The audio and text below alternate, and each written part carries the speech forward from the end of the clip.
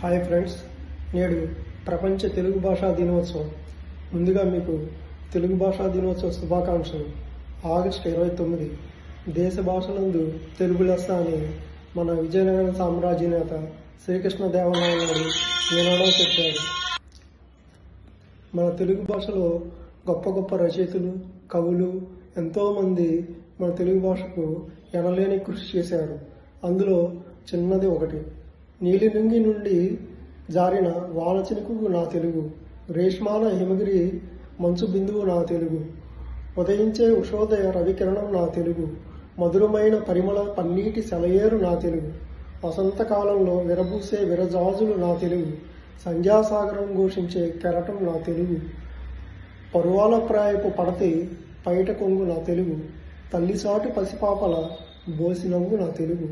ఇటువంటివి మరెన్నో ఆణిముత్యాలు, మరెన్నో కవితలు, మరెన్నో ఉన్నాయి. ఎంతోమంది మహానుభావులు, ఎంతోమంది మన తెలుగు భాష కోసం ఎంతో శ్రమించారు. కానీ వాళ్ళు చేసిన కృషికి మనం ఈరోజు కొంచెం కూడా మనం దాన్ని ఏమంటారంటే కొంచెం కూడా మనం దాన్ని అభివృద్ధిలో తీసుకురాకపోతున్నాం. పైగా మనం తెలుగు భాషకు న్యాయం చేయలేకపోతున్నాం. ఎలా అంటే తమిళనాడులో కానీ వేరే రాష్ట్రాల్లో కానీ ఇద్దరు తమిళ్లు కలిస్తే తమిళంలోనే మాట్లాడతారు, ఇద్దరు కన్నడ వాళ్ళు అయితే కన్నడంలోనే మాట్లాడతారు. ఈ మధ్య మీరు గమనించారో టీవీ న్యూస్లో వాటిల్లో మొన్న మధ్య మహారాష్ట్రలో మరాఠీ మాట్లాడతారు, అక్కడ వేరే వాళ్ళు తమిళం మాట్లాడుతారని కన్నడం మాట్లాడుతారని బస్సు డ్రైవర్లు వాళ్ళు కొట్టుకున్నారు బస్సులో ప్యాసింజర్ల గురించి. అలాగే తమిళంలో కన్నడం మాట్లాడుతారని తమిళం వాళ్ళు గొడవ పడ్డారు. కానీ మన తెలుగు వాళ్ళు ఎక్కడున్నా కానీ తెలుగు తప్ప వేరే అన్ని భాషలు మాట్లాడతారు. ఇద్దరు తెలుగు వాళ్ళు కలిస్తే ఇంగ్లీష్లో మాట్లాడుకుంటారు, హిందీలో మాట్లాడతారు. మన దౌర్భాగ్యం తెలియదు, డెవలప్మెంట్ అంటారో తెలియదు, ఏమంటారో తెలియదు. కనీసం దయచేసి మీకు తెలుగు వచ్చు, ఎటు వాళ్ళకి తెలుగు వచ్చు, తెలుగులో మాట్లాడండి.